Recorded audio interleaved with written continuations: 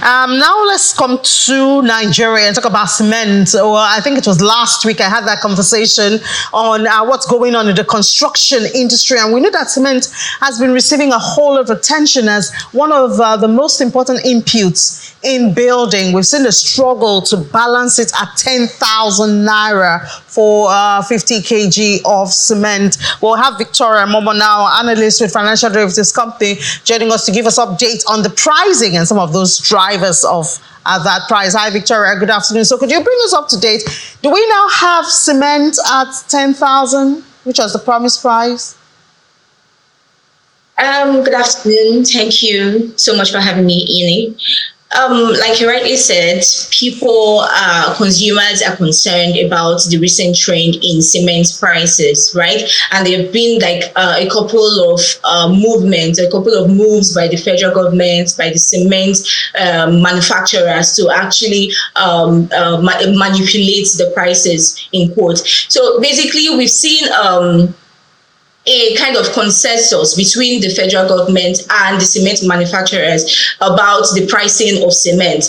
And there is a particular range that is being given to cement manufacturers at which cement should be sold to the consumers in order to mitigate, the inflationary impact of cement prices. So basically, this range is between, 7,000 naira per 50 kg bag to 8,000 naira per 50 kg bag, although it's a significant decline from the peak of about 14,000 naira, right?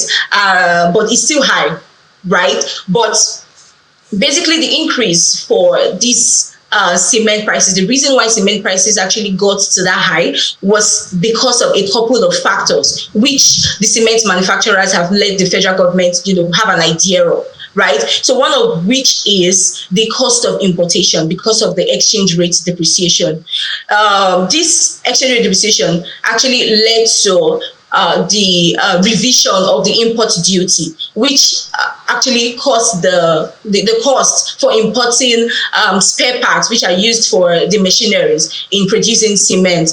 Apart from that, we also saw issues like smuggling, because at some point when the exchange rate depreciated sharply, we saw that our goods were relatively cheaper compared to our counterparts, right? So most of these distributors actually exports the cement to countries outside Nigeria, and that puts pressure on the supply of cement domestically and also cause the prices to rise. But like I said earlier, there has been a consensus to put the price at a particular range in order to mitigate that impact on the consumers, and we expect that prices should remain relatively stable, because gas, which is a major input in producing cement, has actually recorded decline in prices both internationally and domestically. So we expect that would feed into the prices of cement domestically, as well as the exchange rate, which we've seen significant appreciation in the last 2 months. We expect that to filter into the prices of cement. Yeah, but what about the fact that the current Minister of Works, Mr. David Umahi, has been positive to using cement for roads and other construction? That will mean more demand. What's that going to do to price, even though we see the gas and the other factors driving it down?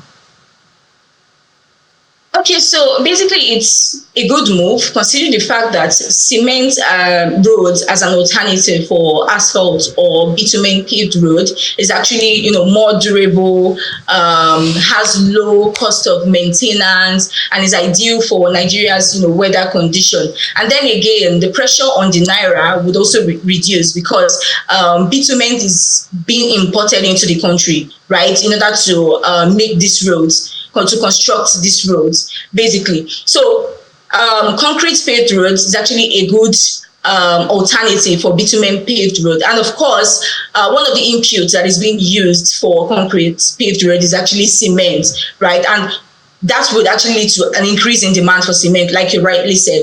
And the supply and demand dynamics for cement implies that once there is a surge in demand for cement, the prices is expected to, rise in tandem, right? But that is the medium to long-term outlook of cement prices. But consider the fact that, road construction, bridges, and the likes, they are quite, they take quite a long period of time to achieve. So in the short term, we expect that prices will remain relatively stable.